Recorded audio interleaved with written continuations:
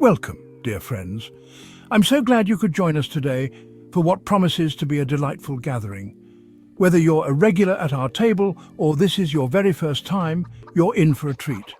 There's something truly special about coming together, sharing stories, and enjoying a warm cup of tea in good company.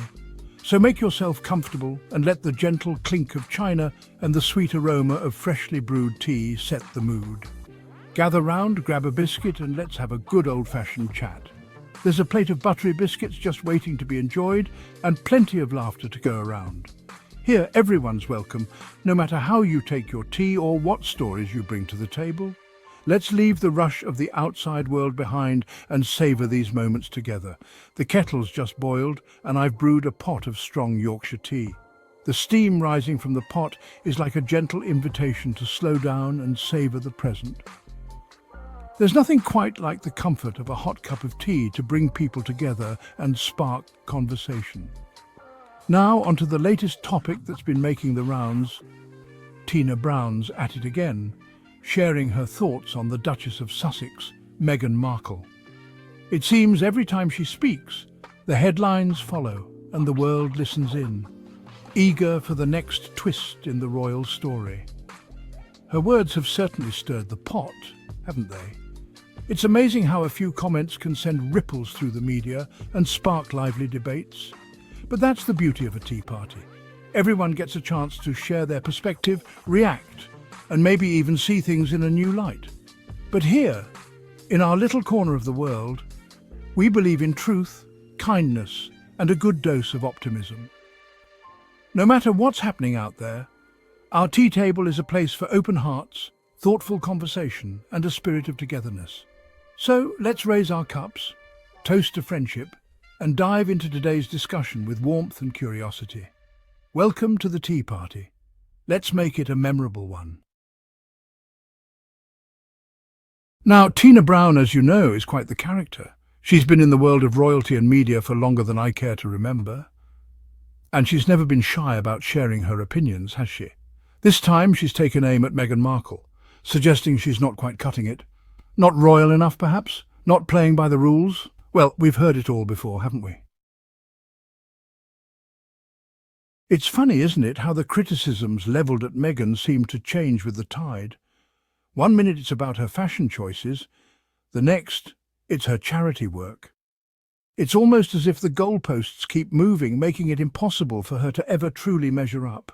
It's like trying to catch smoke, this constant barrage of shifting opinions.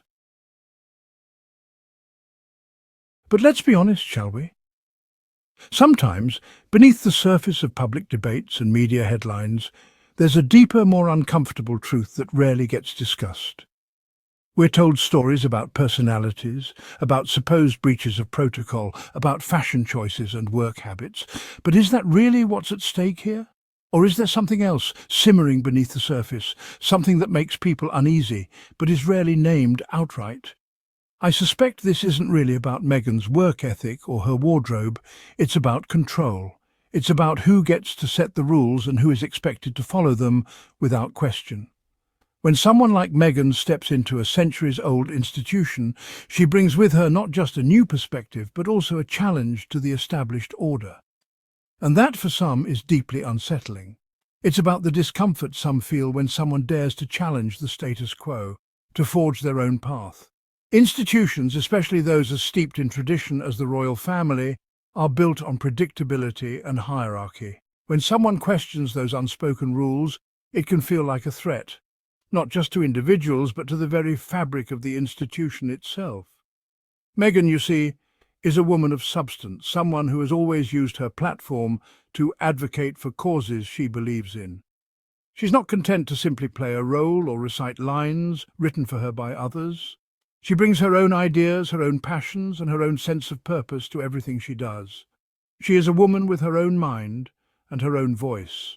And in a world where conformity is often rewarded, that kind of independence can be both inspiring and, to some, intimidating. Meghan's willingness to speak out, to stand up for herself and others, is a reminder that true progress often comes from those who refuse to be silenced. And that, my friends, can be quite threatening to those who cling to the old ways. Change is rarely comfortable, especially for those who benefit from the status quo.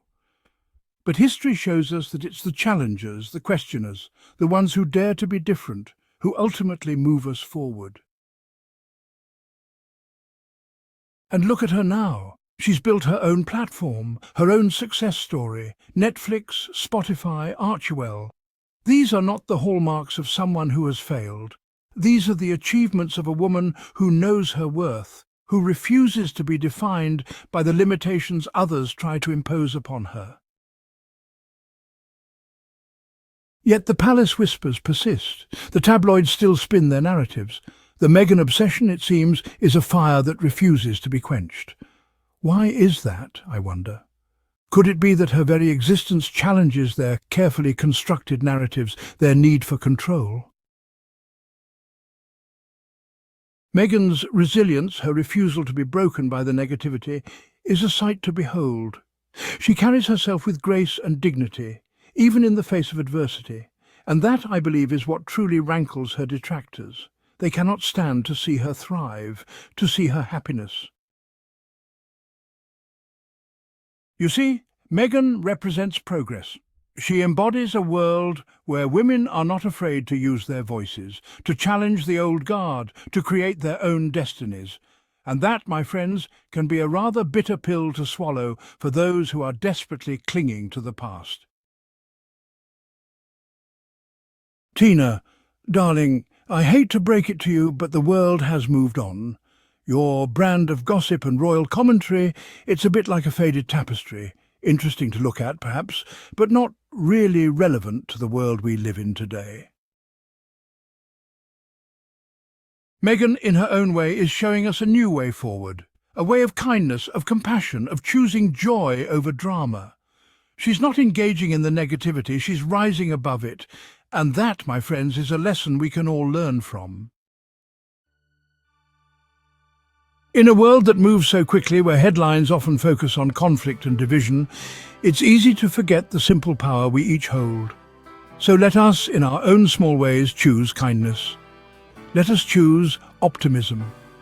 Every day we are presented with countless opportunities, moments where a gentle word, a helping hand, or a warm smile can make all the difference. These small acts, though they may seem insignificant, ripple outward, touching lives in ways we may never fully realize. Let us support those who dare to dream, those who step forward with courage and hope, even when the path ahead is uncertain.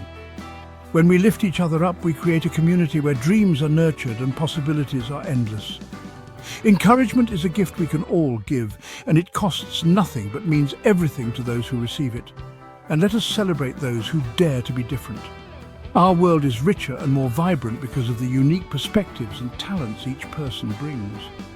By embracing diversity and individuality, we foster an environment where everyone feels seen, valued, and empowered to be their authentic selves.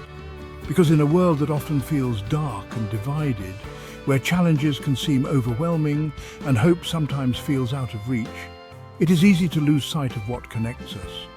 But it is precisely in these moments that our shared humanity shines brightest. It's the light of hope and compassion that will ultimately guide us towards a brighter future. When we come together, united by empathy and understanding, we can overcome even the greatest obstacles. Each act of kindness, each moment of optimism, adds to a collective force for good that can transform our world. Thank you for joining me today, dear friends. Your presence, your willingness to reflect and grow is a testament to the power of community and connection. Together we can continue to inspire change, one small act at a time. It's always a pleasure to share these moments of reflection with you. And if you really want to ruffle some royal feathers, hit that super thanks and help keep this truth train running. Until next time, my darlings.